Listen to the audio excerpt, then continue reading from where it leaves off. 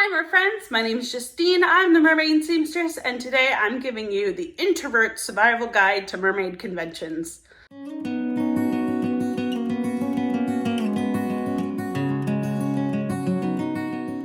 So I wanted to make this video. Mermagic Con is coming up in a week. This is going to be my second year going to the con, but one thing that really stopped me from going conventions before is that I was really nervous that I just wouldn't be able to handle it. I am a very big introvert. I have a little bit of social anxiety, and I also have some sensory processing issues that make big crowds and a lot of noise very stressful for me. And so I really need to be careful when I go out to these huge public places that I don't get overwhelmed so that I can enjoy myself. And I hope that that's what this video does for people, is listening to these tips and tricks so that you have the resources and you can set yourself up for success and to enjoy the convention as best as you can. So what I'm talking about mostly applies to Mermagic Con because that's where I've been primarily, but I'm sure a lot of these apply to any convention that you're going to, and even any kind of big events that you have planned. This video was inspired by a video made by Kathy Hay about costume college, and I will link her video up in the description above. A lot of these videos, or a lot of these ideas in this video came from her. Some of them came from myself, and some of them came from other friends who have experience being introverts at conventions in the past. So without further ado, giving credit where it's due, let's go ahead and get into these 10 tips for an introverted mermaid at a mermaid convention. So tip number 1 is to schedule in breaks. Generally, when we go to these big events, there are a couple of big things that we absolutely 100% want to see. And I would say at Mermagic Con, for me at least, those things are usually the panels that I am participating in. They have been photo shoots, and they are the Mermaid Gala. So those are some really big things that I want to make sure that I have the energy for so that I can enjoy them to the best of my abilities. So once you've kind of picked out the things that you 100% know that you want to participate in, whatever it is, mark those out in your schedule or in the con schedule, and then find little breaks either right before or right after those events that you can take time to recharge yourself. Go to a quiet place, and we'll talk about that in tip 2, but go to a quiet place, refresh yourself, get a snack, whatever it might be that you want to do to, recharge. Go and walk around the vendor hall for a little bit with earplugs in. Who knows what you want to do? However you refresh yourself, schedule in those times so that you're refreshed and you're ready to fully enjoy and fully participate in the events that you want to participate in. Along with scheduling breaks, go ahead and, throughout the day, check in with yourself. If you feel like you're getting overwhelmed, maybe take one of those breaks early, or maybe take a little bit longer on one of those breaks just to make sure that you are recharged and refreshed so that you can enjoy what you need to enjoy. Tip number 2 goes right along with that, and that is to set up a home base. Mermagic Con is a little bit different than other conventions. Instead of the convention taking place within the same hotel that you're staying in, most of the convention takes place at the aquatic center. So it can be really challenging, and it can take a lot more time to go from the aquatic center back to the hotel room every time you need a break. And that is fine if that's how you want to do that and that's how you decompress, but also setting yourself up like in your car, or finding a quiet place at the convention hall or at the aquatic center that you can just go and have a quiet space and, again, decompress, relax, listen to some quiet music while you refresh yourself for the next event. can be a really great thing to do. It can also be a really easy way if you are feeling like you need to step out for a second, you are hanging around with a bunch of friends, you can say, hey, I'm gonna go back to the home base, I'll meet you guys there. It can be a really great way, not only for everybody to know where to meet back, but also so that you have all of your stuff set out and ready to go so that you're not scrambling and flustered going into the next events. Tip number 3 is to bring snacks and stay hydrated. This event is a long haul, and mermaid conventions are even more so because there's a lot of athletic ability. I think Mermaid Faith said to me at the last convention, it's kind of like having 5 or 6 meetups back to back. It is a lot of talking to people and it is a lot of swimming. So you want to really make sure that you have the physical energy even before you have the emotional energy. Because if you don't have the physical energy, your emotional energy is just going to drain a lot faster.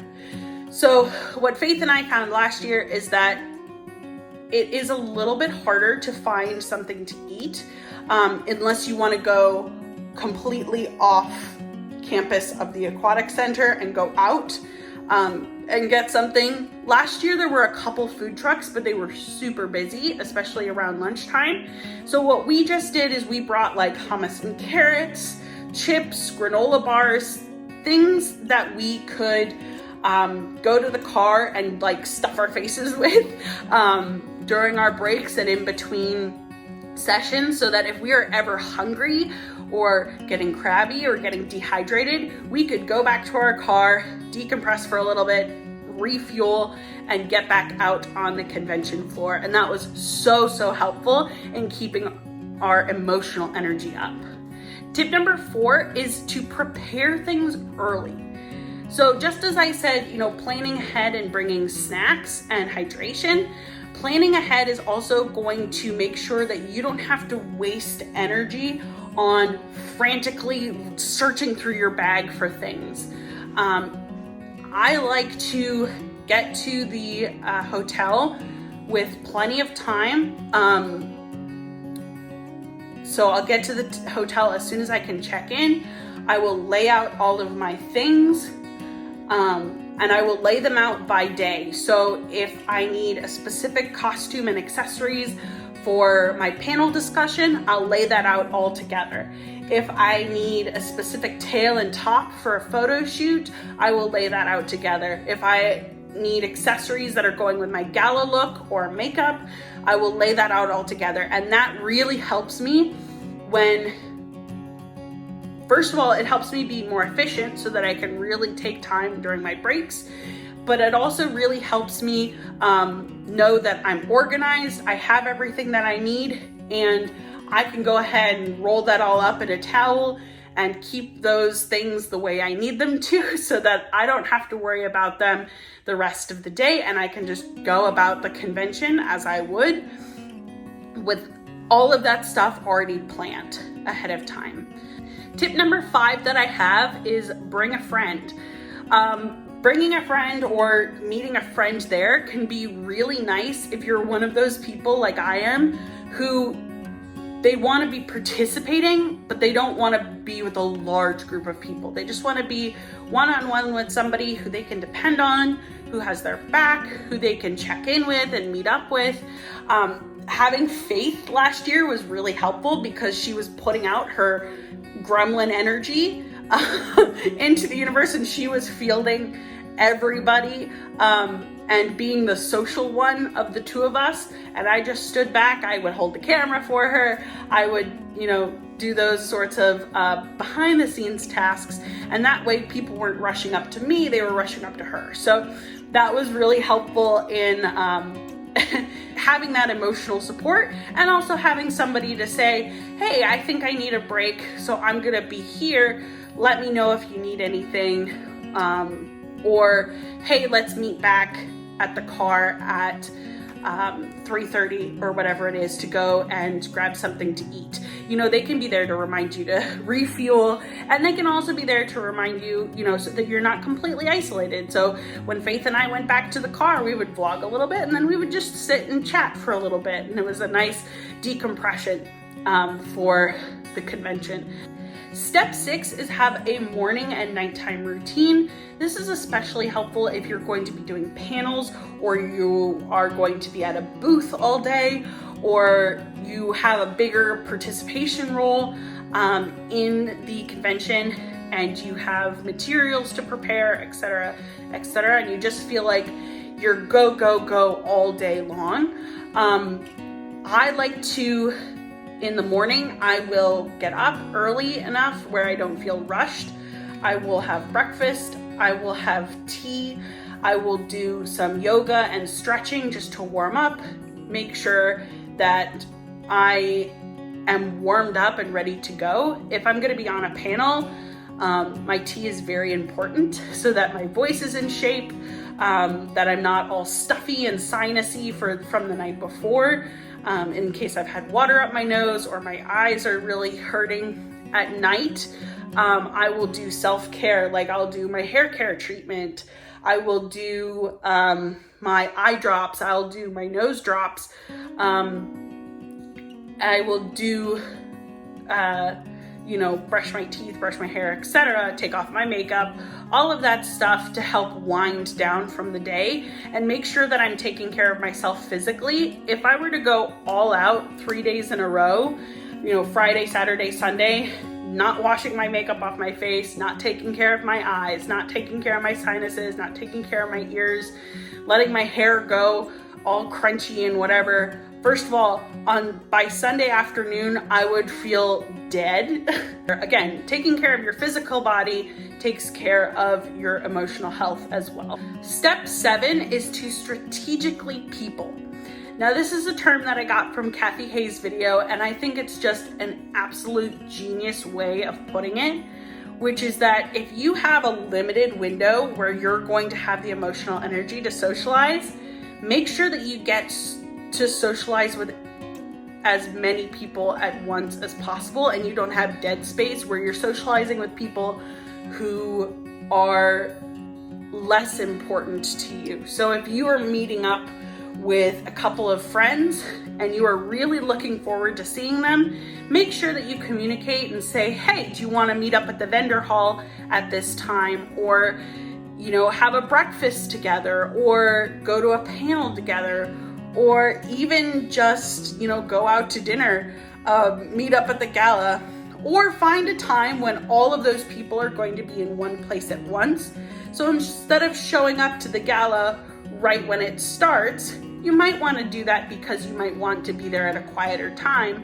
But if you do have the energy to do so and you show up kind of more towards the middle when everybody's there, then you have an hour where everybody's there, as opposed to waiting for an hour and then people start to show up an hour later, and now you're at 3 hours of the gala and you still haven't seen the one person that you really wanted to talk to, but you don't have the energy to stay anymore, so you have to go back to your hotel room, and then you miss them, and believe me, it can be a whole thing. So if you have the energy, make sure that you're kind of organizing your time to see and talk to people when you have the energy to talk to them. So, and then go ahead and take your break, or arrange to meet somebody at a different time.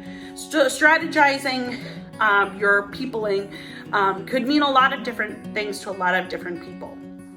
Going right along with number 7 is number 8.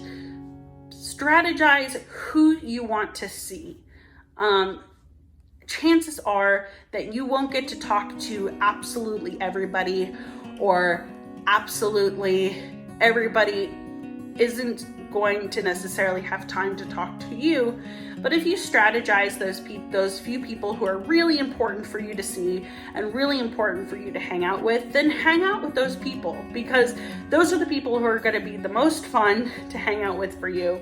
And it's also a really great way of traveling around in a small group. So if you didn't bring a friend with you, you have those friends around you that you can hang out with throughout the day and keep your circle a little smaller. If you want to network and make a connection, that's a whole different ball game, and that's something that I would make sure to schedule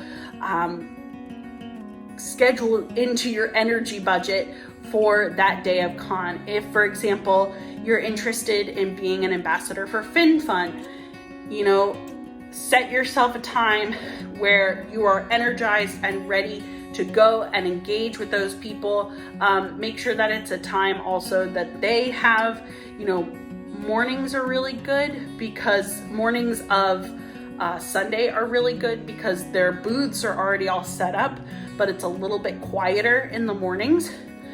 Try not to pick Sunday afternoon when everybody's packing up, or Saturday morning when everybody is setting up their booths, but Saturday afternoon when things have died down a little bit, and Sunday morning when people are just getting there, are really great times to establish those kind of more networking relationships.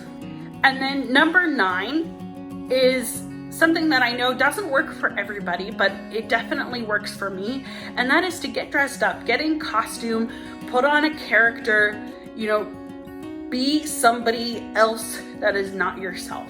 Sometimes I can play an extrovert better than I can pretend to be an extrovert, if that makes sense. So if I'm a character that's like super outgoing and bubbly, whether that's my persona or a cosplay that I'm doing, I can be a lot more engaging with people. It can take a lot less energy if I do that in person, or in persona rather, than if I were to do it as myself. So that could be a really fun way of just getting yourself out there, expressing yourself. If you have a branding or a persona that you would prefer to be your public face, put on that public face. Feel free to do that. And then take your times when you are out of persona to be a little bit quieter. You know, maybe you say hi to less people, or maybe you only hang out with the people who you're really close to and you want to prioritize. That's okay too, but getting into costume or getting into character can be a really helpful way of giving yourself a little extra energy if you're that type of person.